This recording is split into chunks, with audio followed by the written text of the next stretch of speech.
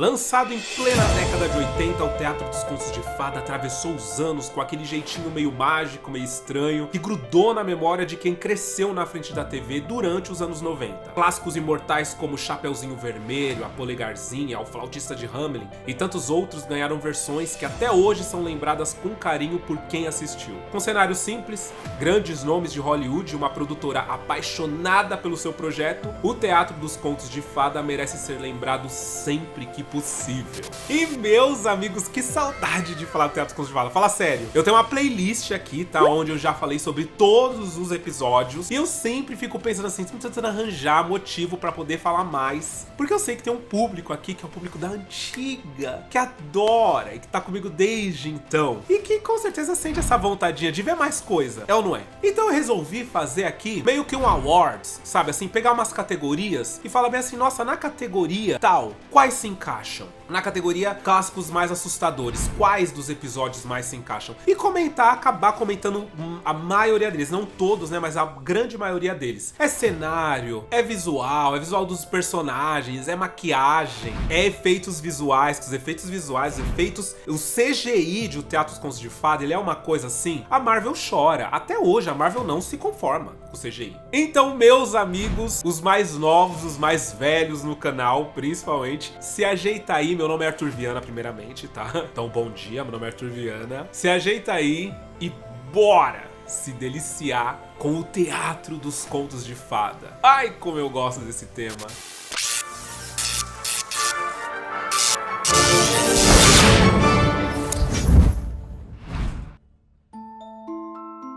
E pra começar, vamos falar dos contos mais encantadores, aqueles que, poxa, a gente assiste, a gente fala, cara, que belezinha, que gracinha isso. Porque a maioria deles, a gente tem que convir que a gente assiste e a gente acha muito legal. É uma experiência que quando a gente é mais novo, a gente acaba sendo colocado ali à prova com emoções, com medo, com estranheza, né? A gente acaba sendo desafiado quando pequeno nessas questões, enquanto a gente assiste, porque a imagem é muito esquisita, né? Então vamos lá, na categoria contos mais encantadores, sempre de 3 em 3, eu selecionei 3 aqui que pra mim tá ali. A primeira, A Polegarzinha, a Mindinha. Esse que, gente, olha, eu vou falar uma coisa pra vocês. Quando eu tava analisando ele, eu percebi que ele, na verdade, ele é um conto de abuso, né? De abuso de poder. Porque a Polegarzinha, desde que ela nasce, né? Ela é muito bonitinha, ela é muito fofa. Ela já é sequestrada por uma sapa horrorosa, uma sapa pesada, tá? A maquiagem da sapa dava um medo terrível. Essa sapa andando de noite, pegando ela. Leva pro Brad e fala, você vai casar com meu filho, Herbert. Herbert?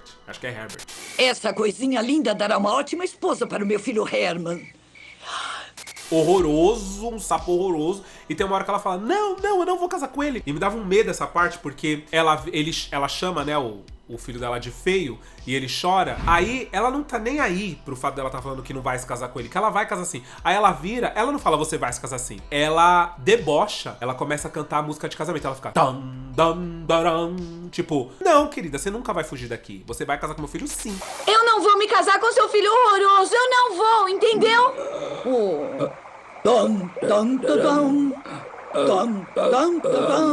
Eu achava essa cena horrorosa. O fato é que ela salva, né, por 2 peixes que tira as raízes daquela planta que tá segurando ela ali, é tipo uma Vitória Regia, não, na verdade é uma planta que tá ali só ali, presa. Ela corre rio abaixo e acaba sendo resgatada. Só que o lance é quando ela é resgatada, tem um tal de um senhor topeira que fica louco por ela, assim, que ele fala, nossa, ela é muito linda, ela é muito perfeita, ela vai ser minha namorada perfeita, minha esposa perfeita. Ele resolve que ele quer se casar e fala pro senhor Marmota se ela se casaria. O Marmota fala bem assim, não, mas é claro. Aí o Marmota, ele dá uma de doido, por quê? Ele finge que ele tá procurando a mãe da Mindinha, mas ele não tá procurando. Pra um belo dia ele chegar e falar bem assim, olha, eu procurei sua mãe em tudo que é lugar e não consegui encontrar, então você vai ficar aqui pra sempre, inclusive você vai casar com o Topeira. Ela não quer, ela fica desesperada. E o Topeira, no dia do casamento, ele ainda fala, ai, nós vamos ter muito tempo pra ficar agarradinhos, fazendo outras coisinhas. Olha que coisa horrorosa. Gente, eu coloquei ainda nos contos mais encantadores. Mas é que o final é lindo, né? Ela é resgatada pela andorinha que ela cuidou durante o inverno. Levou comida, não deixou a andorinha morrer. E encontra um príncipe que é do tamanhico dela. E esse príncipe consegue fazer essa andorinha encontrar a mãe da Mindinha e levar a mãe da Mindinha lá no reino. Então terminar todo mundo... no final das contas é encantador, gente. É encantador sim, é bonito. Eu gosto. Mas até lá é terrível. É uma coisa que a gente fica... Gente, o que é isso? Eu nunca posso escolher com quem vou me casar. Já basta. Você se casará com o Sr. Toupeiro e está decidido. Em segundo eu selecionei Cinderela, que também pra mim é muito encantador. Aí eu não falei, né? Polegarzinha, Miriam Fisher. O Miriam Fisher, ó. A Miriam Fisher é a dubladora. Carrie Fisher. Carrie Fisher é maravilhosa, tá? Princesa Leia, simplesmente. Isso porque aqui na Cinderela, a atriz é a Jennifer Beals, Flashdance. Ela era um acontecimento. Nos anos 80, nos 70 e 80, essa menina era maravilhosa. E o príncipe Matthew Broderick, que hoje eu acho que ele é casado com a Sarah Jessica Parker. O fato é que é um episódio muito encantador. Ele acho que, bom, é uma versão de Cinderela que não chega a dar tanta raiva, chega até a ser muito bonitinho, apesar de ter aquele momento onde a mãe começa a delegar os afazeres, né, e falar que uma das filhas vai ter que ficar fazendo nada e olhando pra cima, a outra vai ter que relaxar e fazer os skincare dela lá, produtos de beleza, enquanto a Cinderela vai lavar, passar, cozinhar, fazer tudo que elas mandam, nunca vai poder parar nem pra respirar. Parece-me que eu tenho mais tarefas do que todo mundo e eu gostaria... Bem, eu acho que você deveria ficar muito feliz por eu permitir que continue morando na minha casa. Ainda assim, eu acho que é um dos mais encantadores, sabe? No final das contas, ela troca de vestido algumas vezes. O primeiro vestido eu não gosto muito, eu gosto mais do último vestido que ela usa. O local onde acontece o baile, eles tentam fazer aquela coisa mais encantadora, mas você vê que é uma coisa improvisada, que é uma coisa pra parecer realmente bonito, mas sempre aquela estética, né, do teatro, dos contos de fada. Mas eu amo, tá? O cenário da frente da casa da Cinderela, eu amo. Eu amo aquela perspectiva forçada da floresta e ela limpando ali. Eu moraria nessa casa, tá? Eu moraria, será? Não sei também. Que tem uma cara que tem lobos e cobras aí, né? Mas eu acho muito charmosa essa casa, acho muito gostosa. Um dos cenários mais legais também, pra mim, é o da Cinderela. Acho o conto encantador, no fim das contas. E a fada madrinha é meio tirona, né? Eu lembro que ela era meio tirona. Eu só queria que você tivesse aparecido aqui quando as minhas irmãs não... Olhe, você quer ir ao baile ou quer ficar aqui reclamando da vida, querida? E por último, a Princesa e a Ervilha, que, não tem jeito, é um conto que realmente ele também não tem, de certa forma, uma vilão, não tem uma tensão crescente. É só ela sendo extremamente diferente de qualquer outra pessoa da realeza, né, de qualquer outra princesa, e mostrando pro príncipe que dá pra você ser despojado, dá pra você ser alegre, feliz, sem seguir, de fato, aquele monte de protocolo. E quem é a princesa? Simplesmente Liza Minnelli, filha da Judy Garland, a Dorothy do Mágico de Oz. Fala sério. E ela é muito boa, né? Eu amo ela, eu amo o jeito que ela chega. Ela é despojada, e ela fala, e ela brinca. Sem sombra de dúvidas, um dos mais encantadores, assim. Esse da Princesa Ervilha eu garanto que você assiste e você não fica enjoado até o fim do conto. E aí o próximo tópico, conto com lições mais profundas ou lições de moral. Eu adoro. O primeiro, sem sombra de dúvidas, já lancei aqui, que é um dos meus preferidos. A Roupa Nova do Imperador. Vocês lembram desse? Maravilhoso, é aquela coisa da corte francesa. Eu amo os cenários desse episódio, tá? Tanto o cenário lá da corte, quanto lá embaixo aquela aldeinha, que foi feito tudo, tá, gente? Tem uma hora que a câmera corre desde a taberna ali daquela mulher até aonde acontece ali os discursos do rei, onde acontece que o rei desfila, né, as roupas novas dele. Ele faz com que essa galera, esses súditos dele ali, sejam obrigados a assistir, né, o imperador. Então os aldeões têm que assistir o desfile, tem que aplaudir as roupas novas dele todas as vezes. E aí, a lição de moral desse conto, ela é muito profunda, porque na verdade são todos enganados pela própria arrogância. Quando dois charlatões chegam ali naquela aldeia, descobrem que ele é louco por roupas novas e chegam nele e falam que tem um tecido, que é um tecido tão fantástico, é um tecido tão maravilhoso, ele é tão difícil, que ele existe poucos metros desse tecido, que é um tecido que só as pessoas muito inteligentes são capazes de ver. Que não é qualquer uma assim, a pessoa ela é burra, ela é ignorante, ela é tonta, ela é boba, ela não consegue ver, tá? Você tem que ser inteligente, você tem que ser uma pessoa assim, acima da média. E o imperador, ele fica tão louco com isso, ele fica tão inebriado com essa ideia, que ele dá simplesmente toda a fortuna, toda a riqueza que ele tem por esse tecido, que no fim das contas não existe. Só que o que acontece? Eles trabalham completamente escondidos no quarto, né? Eles falam que eles têm que produzir esse tecido, tem um negócio da luz, não pode entrar luz e tal. Então, trabalhar com esse tecido não é uma coisa muito fácil. Acontece que o imperador, muito louco de curiosidade pra saber como é esse tecido, primeiro ele manda o primeiro-ministro, alguma coisa assim lá da corte dele, pra ir dar uma olhada no tecido. Quando o primeiro-ministro chega, ele não vê nada, não tem nada ali. Só que ele não pode assumir que não tem nada. Por quê? Só quem vê esse tecido são as pessoas mais inteligentes. Ele fala, se eu disser que eu não tô vendo nada, eu vou estar assinando o documento de que eu sou um idiota, que eu sou burro. Pode ser que o imperador, inclusive, me demita, né? Me jogue pra fora do reino e fala, eu não quero ficar trabalhando com gente burra perto de mim. Então ele começa a fingir que ele viu. Ele fala, nossa, lindas, cores maravilhosas, essa estampa. Gente, o que é isso? Nunca vi cores tão perfeitas desse tipo aqui. Os charlatão, na hora que esse primeiro-ministro aí fala que viu as cores, eles já na hora eles falam assim, ixi, é nosso. Acabou, porque ele vai sair elogiando o tecido e ninguém vai ter coragem de falar que não tá vendo. Passado algum tempo, o rei, que tá doido ainda pra saber como que é esse tecido, manda o contador da corte ir dar uma olhada. Ele chega, olha, também não vê nada, mas tem o mesmo pensamento. Se eu falar que eu não tô vendo nada, vai todo mundo me tirar de burro. Então eu vou, imagina, eu tô vendo sim. Começa a elogiar, fala, não, as cores, realmente essas cores, até que chega a hora do imperador ver. Aí o bicho pega. Quando ele chega, ele também não vê nada. Ele fica pensando assim, gente, mas eu não tô vendo nada.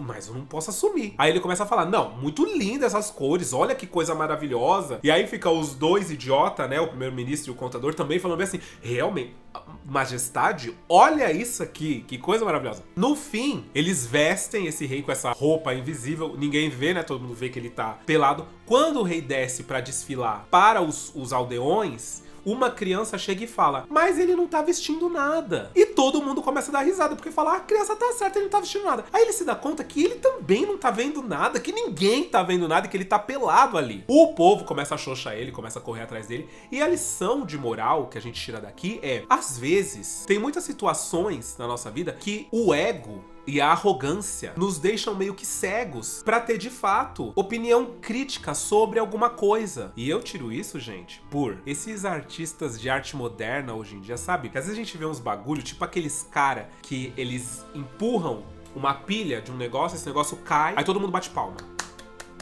Sabe? Eu fico pensando, vocês estão realmente vendo algo de extraordinário? Algo que eu não tô conseguindo ver? Porque eu acho isso uma besteira. Mas eu acho que pra quem participa daquilo, pra quem tá ali, é como a roupa nova do imperador. Se você não tá entendendo, é porque você não tem capacidade de estar além, né, do que seus olhos mostram, sabe? Então, tipo, tenha senso crítico e jamais se traia só pra parecer alguma coisa pra alguém. Ou medo de não parecer alguma coisa pra alguém, sabe? É profunda a mensagem da roupa nova do imperador, eu adoro. E aí tem outros dois que são clássicos, que é tipo o Chapeuzinho Vermelho e os Três Porquinhos, que eu separei aqui, que na verdade a lição ali, ela é muito clara, né? Chapeuzinho Vermelho que acredita, cai na lábia do lobo e acaba sendo engrupida por ele, né? Não só ela, mas a vovó, né? Coloca a vovó também em risco de vida, porque o lobo come a vovó, depois come a Chapeuzinho, porque ela vai contra o que os pais dela falaram. Não fale com estranhos. Se você não conhece, não sabe quem é, não sabe de onde veio, nada, não para pra conversar. Se ela tivesse ouvido os pais dela desde o começo, o lobo não teria conseguido comer ela e a vovó. Ou seja, a lição aqui tá na cara. E aí os Três Porquinhos. Os Três Porquinhos também, coisa mais fofa, e tá naquela coisa assim, um porquinho, né, quer construir a casa da forma mais barata e mais rápida possível, faz de palha, o que não dá segurança nenhuma pra ele. O outro porquinho quer construir de madeira, também ele quer uma coisa mais rápida e fácil, enquanto o terceiro porquinho, ele se ferra pra poder levar os tijolinhos, né, que ele leva um por um. Ele faz com toda a calma do mundo, a casa não fica pronta imediatamente,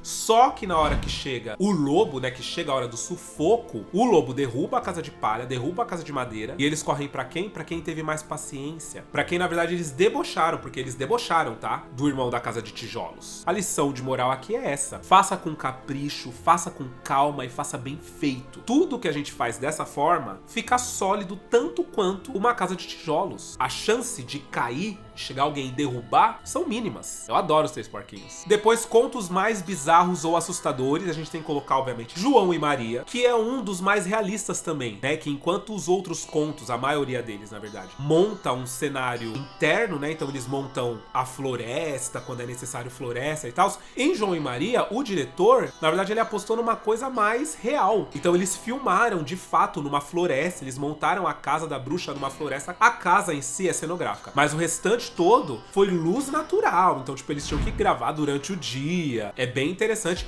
mas é muito tenso, é muito assustador. A maquiagem da bruxa é muito boa. A maneira violenta como ela acorda o João e a Maria no segundo dia, né, quando eles dormem, é horrorosa. Quando ela come uma das crianças e a Maria vem desesperada, fala: João, ela vai comer você. É terrível também. E ela fica alimentando o João, né, pra ele ficar cada vez mais gordinho, porque ela quer se acabar quando ela for comer ele. Então é muito tenso. O suspense é muito forte em João e Maria. E eu amava, tá? Era um dos meus preferidos também. Depois Rumpelstiltskin, que na verdade ele tem uma coisa que o Rumpelstiltskin tem, que é a coisa dela tá fazendo acordo com esse serzinho esquisito, né? Então primeiro ela dá um anel, depois ela dá um colar, e aí depois ela fala: cara, eu não tenho mais nada pra dar. Como ela não acredita que o rei vai de fato se casar com ela e tal, ela fala: tá, eu dou o meu primeiro filho pra você, se você me ajudar a fazer a afiar essa palha em ouro, até porque ela ia morrer. O rei deixa claro pra ela: se você não fiar essa última sala de palha em ouro, você vai morrer. Então ela fala: meu, vale tudo.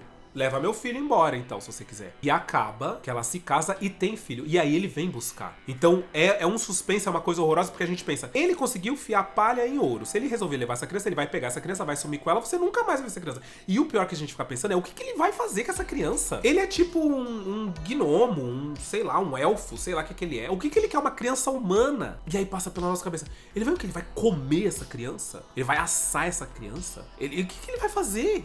É uma sensação horrorosa. Imagina ser esta criança sequestrada por esse bicho que é o Rumpelstiltskin. Então a grande tensão é que ele dá tantos dias, acho que 3 dias pra ela descobrir qual é o nome dele. Se ela descobrir, ele deixa ela em paz. Se não, vai dar a criança. Vou te contar um segredo, minha rainha. Não quero as riquezas do seu reino. Prefiro uma coisa mais viva. E no fim das contas, quando ela própria vai fazer o serviço, ela vai lá no tal da floresta abandonada, proibida, amaldiçoada, e vê todo mundo cantando uma música horrível, que a música é horrível, e falando o nome do Rumpelstiltskin. E aí quando ele volta, é engraçado, né? Que ela chuta uns nomes tipo super normal e de repente ela fala: será que é Rumpelstiltskin? Eu adoro essa cena. Eu já tinha perguntado se é Harold. Não é Harold. Será Will? Não, Nem Ron? não. Então, deve ser Rumpelstiltskin. Não? E por último, o flautista de Hamelin. Não sei se vocês concordam com essa lista, talvez vocês tenham outros que sejam mais assustador, mas o flautista de Hamelin, meus amores, ele é tenso, ele é esquisito. Os ratos, quando domina tudo, quando ele chega, o flautista em si, ele tem um jeito de louco, né? Ele tem um jeito de pirado. Ele toca a flauta, leva os ratos com ele, e quando o rei não paga ele fala aí ele toca a flauta num dia qualquer. Todo mundo fica paralisado, enquanto as crianças ficam enlouquecidas com o som da flauta, e ele some com todas as crianças. A parte mais tensa, eu acho, do Flautista de Hamelin é que a gente descobre que, na verdade, esse conto, ele tem raízes reais, raízes verdadeiras lá da Alemanha. Tem uma cidade de Hamelin que faz homenagem e tal, tem um livro e tem realmente histórias datadas de locais aonde realmente as crianças foram levadas e desapareceram. Tem um lance que é chamado Cruzada das Crianças, que também dizem que tem tem uma ligação com o Flautista de Hamelin, né? E ele leva essas crianças, e no conto é engraçado porque o jeito que o menino fala o que a música falava para as crianças. Onde as águas jorravam, árvores frutíferas brotavam e a cor das flores era mais linda. Parece o paraíso, né? Parece o céu, que ele fala que ia levar elas para um lugar incrível, aonde as flores eram mais coloridas, aonde o sol brilhava sempre, o céu era muito azul e tudo era maravilhoso. E as crianças ficam loucas e falam: vamos para esse lugar. E aí só uma criança não foi. E foi a criança que no começo do episódio ele fala: se acontecer alguma coisa, você será poupado. Ou seja, poupou ele de um lugar maravilhoso? Não, né? Poupou ele da morte. Então o flautista matou as crianças. Tenso. Não tem como dizer que isso não é tenso, tá? Depois, melhores cenários ou figurinos, eu separei A Bela e a Fera, que é muito legal. Também que tem a Angélica Houston. Gente, eu amo a Angélica Houston, meu Deus do céu. E a Susan Sarandon, fala sério, que é a Bela. Eu gosto, olha, eu gosto do castelo. Eu gosto do jardim do castelo. Eu gosto do quarto da Bela. Eu gosto do jantar ali, naquela mesa de jantar, a sala de jantar em si. Eu gosto muito. Tem muitos cenários, né? A Bela e a Fera. O figurino também é maravilhoso. A Fera é meio horrorosa, né? Meio feia, dá muito medo a Fera. Eu não gosto muito da Fera. Mas o figurino em si, até o da Fera, eu acho muito bonito. Então, de um modo geral, é um episódio que me encanta. Depois, o menino que saiu de casa pra saber o que era medo também tem vários locais. Tem o primeiro local ali, que é a casa dele onde ele mora, que aí depois eles recebem o Frei, né, o padre, eu não sei o que é aquele cara lá que fala, eu vou dar um jeito de dar medo no seu filho, ele vai descobrir que é medo hoje. Aí ele tenta fazer uma pegadinha com o menino não se assusta, quem se assusta é o próprio padre. Então tem muitos cenários, tem a da casa do menino, tem um lado de fora, que é incrível, que inclusive pra mim é meio reciclado dos Três Porquinhos, esse cenário. Depois tem o cenário da floresta, que é onde cai um raio na árvore e ele não se assusta. Aquela floresta também eu acho maravilhosa, que inclusive também eu acho muito parecida com a floresta que os charlatões da roupa nova do imperador passa. Acho parecida. E aí depois tem a taberna, e aí tem o castelo, dentro do castelo, que também é muito bem construído, tem uma lareira, tem uma mesa, tem alguns ambientes ali. Eu acho esse, cenograficamente falando, eu acho maravilhoso. E coloquei também a Pequena Sereia, que assim, tirando o cabelo delas debaixo d'água, que é uma ventania que eles usaram pra poder dar o efeito do cabelo, né? Horroroso, gente. Deve ter sido horrível gravar essas mulheres, deve ter ficado tudo sem voz. Porque essa ventania descontrolada, um furacão, um tornado debaixo do mar, praticamente. O que torna tudo maravilhoso, né? O CGI dela nadando também, ela nem tá dura. Ela nem tá dura, gente. Que CGI incrível. Mas eu selecionei porque eu gosto visualmente dos figurinos desse episódio. Dos figurinos também quando ela sai do mar. Mas eu gosto dos cenários, eu acho muito rico. A sala do piano eu acho muito legal. O quarto dela eu acho muito legal. A caverna da Úrsula eu acho a ambientação muito legal. Então, de um modo geral, o que eu me lembro quando eu penso em cenários, esse da Pequena Sereia me chama muita atenção. Eu gosto dele. E um último tema, os contos menos lembrados. Que são talvez os menos queridos, eu não sei se a galera gosta tanto. Que em primeiro lugar, A Princesa que Nunca Sorria, que gente, quando eu fiz também, inclusive A Princesa que Nunca Sorria, ela é combo com outro conto quando eu fiz.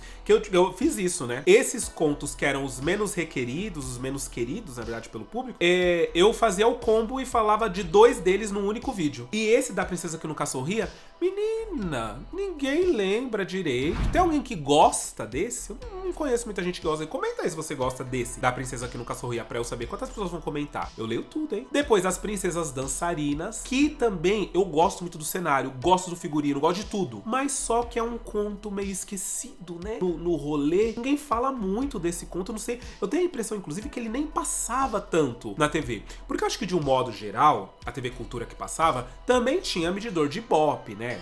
Todo mundo sabia quando tava assistindo. Então eu acho que tinha uns contos do Teatro dos Contos de Fada que quando passava dava mais Ibope e outros que o Ibope caía um pouco. E aí eles não passavam tanto. E As Princesas Dançarinas eu tenho essa sensação que não passava tanto na TV quanto outros. E depois o Dorminhoco. O Dorminhoco não passava nunca, tá? Eu não consigo me lembrar de ter assistido o Dorminhoco no Teatro dos Contos de Fada. Nenhuma vez. Que tem uma estética esquisita, ele tem uma estética muito louca, umas cores muito loucas. A história pra mim também, ela é bem punk, assim, tipo, ele sai do local onde ele mora, é monarquia, quando ele volta é república, com votação já, o primeiro presidente dos Estados Unidos. É um negócio muito louco, que eu não consegui entender direito do Dorminhoco, que eu acho que é muito patriota. Eu até comentei isso quando eu trouxe o episódio, que eu acho que é uma coisa mais patriota o Dorminhoco. Então o pessoal lá nos Estados Unidos gosta. Mas eu nunca entendi direito e não passava praticamente nunca o Dorminhoco. Aí assim, episódios que eu não citei, mas que são lembrados, o Gato de Botas também nunca passava, não me lembro. Mas eu gosto de... O Rouxinol aprendi a gostar um pouco, apesar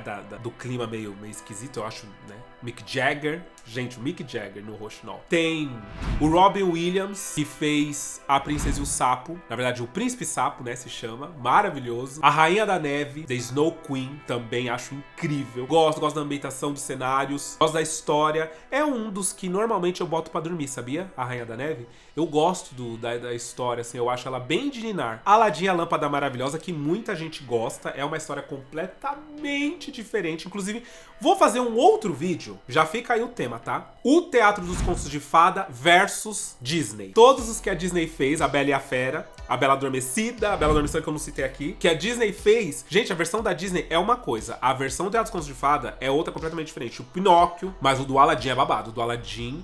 Gente, que versão mais louca. E aí eu vou comparar as duas, tá? Vai ser um próximo vídeo aí, vem aí, do Teatro dos Contos de Fada. E aí eu quero que vocês comentem pra mim, nesse ranking aí que eu fiz aí dessas categorias, quais vocês tirariam, mudariam, ou colocariam, adicionariam. Comenta, que eu quero saber. Engaja o vídeo, hein, gente? Deixa o like. Eu espero que vocês tenham gostado de mais o vídeo de hoje. Um beijo! E até o próximo vídeo.